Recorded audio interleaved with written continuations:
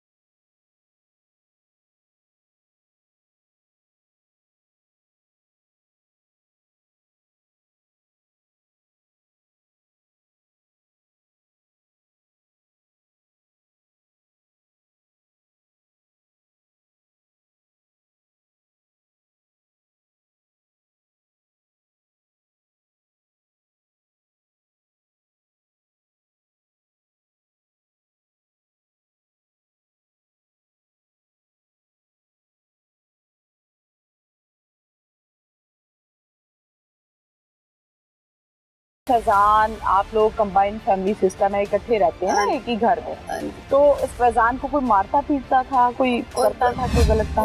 बस जरी जिवें बंदा प्यार करदा हो झट को बेवा वा चाट चूट मार लेंदा से मैं कहंदी से ना मार ते वावा भी आदा मैं नहीं से न मोड़ हाथ लाओ नहीं से दे मुझे ना नहीं से पता है नए साल का तक पड़ गया। फैजान जब घर से गया है, दूसरे घर में जा रहा था, जाते हुए क्या कह के गया आपको? छोटियां बच्चियां नाल इधर आया, खेलन आया। 10 के आया थी ना खेलन? हां 10 के आया।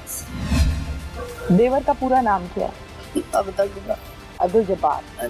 अब्दुल जब्बार कैसा है? फरमाबरदार बेटा है, नाफरमान है, कैसा लड़का है? प्यो ते बक्के भी पाया जाता है।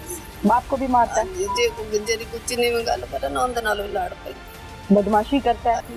क्या मुतालबा है, की चाहते हो हुन तुसी, की होना चाहिए? उन्होंने सजा मिलनी चाहिए। तसव्वुर मुनीर साहब ऐसा SHO अपनी जिम्मेदारियां सरअंजाम दे रहे हैं थाना मांगटावाला ननकाना में। इस केस के हवाले से डिटेल्स हम जानते हैं तसव्वुर मुनीर साहब से। अस्सलाम वालेकुम। वालेकुम सलाम। तसव्वुर साहब, क्या कहानी है? ये 4.5 साल का बच्चा था। 11 तारीख को ये लापता हुआ है। इसके वालिद की 4 साल पहले डेथ हो चुकी थी, तो इसका जो दादा है वो इसकी कफालत कर रहा था। दादा ने पहले अपने रिश्तेदारों के ख़िलाफ़ कोई एप्लीकेशन दी कि उन्होंने मेरे बच्चे जो पोता है उसको अगवा कर लिया। उसके बाद फिर वो अपने तौर पे उनके साथ कंप्रोमाइज़ करता रहा। बाकी और 11 तारीख को ये इसने जो ना वकूए के बारे में पुलिस को इतना नहीं इन्फॉर्म किया। ये हमारे पास 15 तारीख को आया है दोबारा कि मुझे पहले अपने रिश्तेदारों पे शक था, तो मैंने अब उनसे जो है ना क्लियर कर लिया है। अब आप ऐसा करें कि मेरा कोई गोल सा पर्चा दर्ज कर दें। अच्छा, गोल सा पर्चा दर्ज कर दें। ये दादा कह रहे हैं अपने पोते के मुतालिक। और इसके साथ जो इसका बेटा था जो मेन मुलज़म है इस कत्ल का, वो भी उसके साथ मेरे पास आया। ठीक है। तो मैंने इससे पूछा कि इतने दिन हो गए आपका वो छोटा सा बच्चा घर से गायब है, तो आप खाना खाते रहे हैं, सोते भी रहे हैं आराम से।